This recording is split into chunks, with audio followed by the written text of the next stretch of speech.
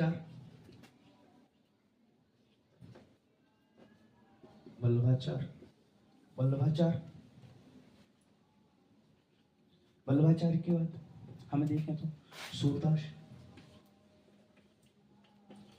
सूरदास, सूरदास के साथ साथ हमारे कौन कौन, मीराबाई, चैतन्य महाप्रभु, मीराबाई और चैतन्य महाप्रभु, ये सब हमें देखने को मिलते हैं। ओके,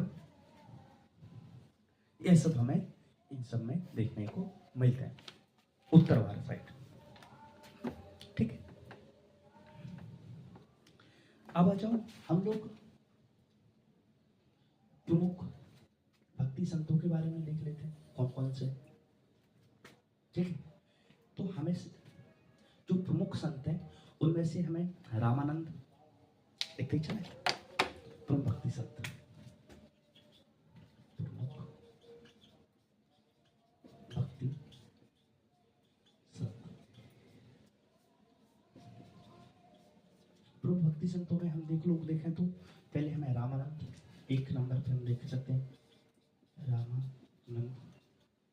ठीक है, दूसरे पे कहें तो रामानंद के बाद दादू दयाल, दादू दयाल, दादू दयाल के बाद तीसरे नंबर पे हम लोग कह सकते हैं रैदास, रैदास या रविदास, रविदास, रविदास के बाद, रविदास के बाद चैतन्य महाप्रभु,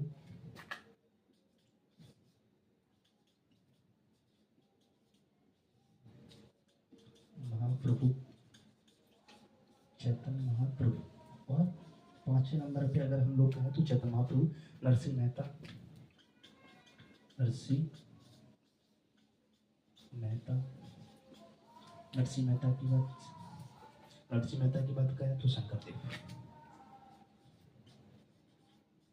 शंकर, इतने ही प्रमुख संतों के बारे में हमें पढ़ना है। ओके,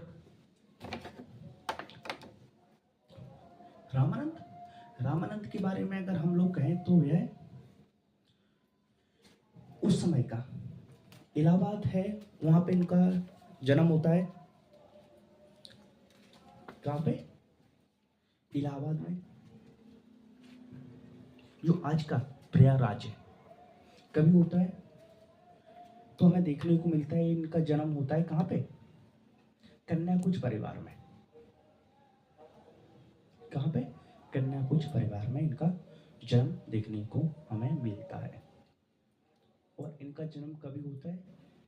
1299 में। कभी 1299 में प्रयाग में। ठीक है, होता है, कन्याकुज परिवार में होता है। लेकिन ये रहने कहां चले जाते हैं? बनारस। बनारस चले जाते हैं, कहां पे? रहने के लिए। तथा इन्होंने जाति प्रथा, ठीक है, और अंधविश्वास का इन्होंने पूर्ण तरीके से विरोध किया। तथा इन्होंने स्त्रियों के लिए भी भक्ति मार्ग खोल दिया कि स्त्री भी भक्ति कर सकती है। और तथा इन्होंने राम भक्ति पे विशेष बल दिया। तो कह सकते हैं स्त्री के लिए भी खोला, स्त्री भी भक्ति कर सकती है, कर सकती है। ठीक है, राम भक्ति को बल दिया, बल दिया। ओके, इसके बाद और कह सकते हैं तो यह पहली संत है जिन्होंने अपना हिंदी में प्रचार किया। हिंदी में प्रचार किया, प्रचार मतलब प्रसंग रखी हिंदी में, जिसे संदेश प्रसारित किए कि लोग अच्छे से समझ सके उत्तर भारत में। ठीक है, इनका एक पद हमें आदि ग्रंथ में भी देखने को मिलता है। कह सकते हैं आदि ग्रंथ में भी इनकी देखने को मिलता है, आदि ग्रंथ में पद देखने को मिलते हैं। देखने को मिलते हैं। ओके। तथा इन्होंने सभी जातियों के लोगों को अपना शिष्य बनाया। किसने? रामानंद ने। जैसे कबीर को बनाया। कबीर कौन जात से हैं? जुल्हा। ठीक है। रैदास कौन है? चमार जाति से है। से नाई जाति से है। धन्ना जाट जाति से। ठीक है, इनको याद रखना। इनके प्रमुख शिष्य कौन कौन से? कबीर, रैदास, सेन और धन्ना। कभी कभी पूछ लिया जाता है कि यह कौन कौन जाति से है। कबीर जुल्हा, रैदास चमार, नाई सेन और धन्ना जाट। ठीक है, इन्होंने अपने शिष्य बनाए। जो इनकी प्रमुख चीजें हैं हम उनको आपको साथ शेयर कर सकते हैं। इसके बाद आ जाओ दादू दयाल। दादू दयाल का वास्तविक नाम हम देखते हैं तो महाबली है। महाबली इनका वास्तविक नाम हमें देखने को मिलता है। ठीक है, इनका जन्म अहमदाबाद गुजरात में हुआ। अहमदाबाद गुजरात।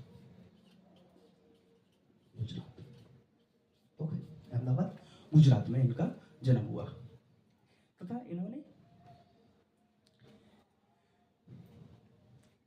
ईश्वर की व्यापकता तथा गुरु की महानता पे अधिक बल दिया कि ईश्वर सर्वव्यापी है और गुरु की शक्ति भी कोई ईश्वर से कम नहीं है। इन्होंने ऐसा कहा। ठीक है, दादू दयाल जी ने इस प्रकार हमें देखने को मिलती है।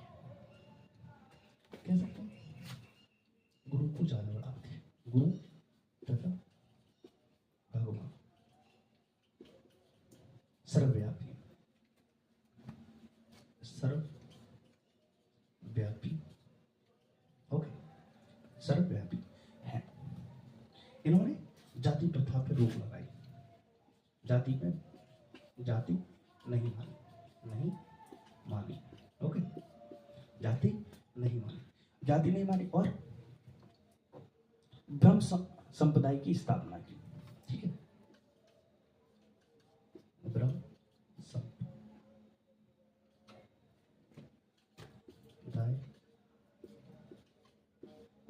की स्थापना। ओके,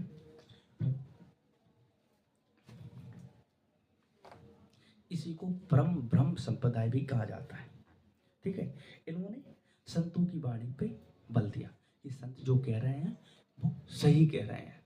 तो कह सकते हैं इन्होंने संतों की वाणी पे भी विश्वास किया। तथा इन्होंने कहा पूर्ण तरीके से अपने गुरु की बात मानो, जिसको हम षड्दर्शन भी कहते हैं। ठीक है, षड्दर्शन का इन्होंने विरोध किया और कहा कि अब गुरु की बात मानो। षड्दर्शन मतलब पाखंडवाद का विरोध किया इन्होंने। ठीक है, अब आ जाओ रैदास। यह भी जो रैदास है एक कबीर की भांति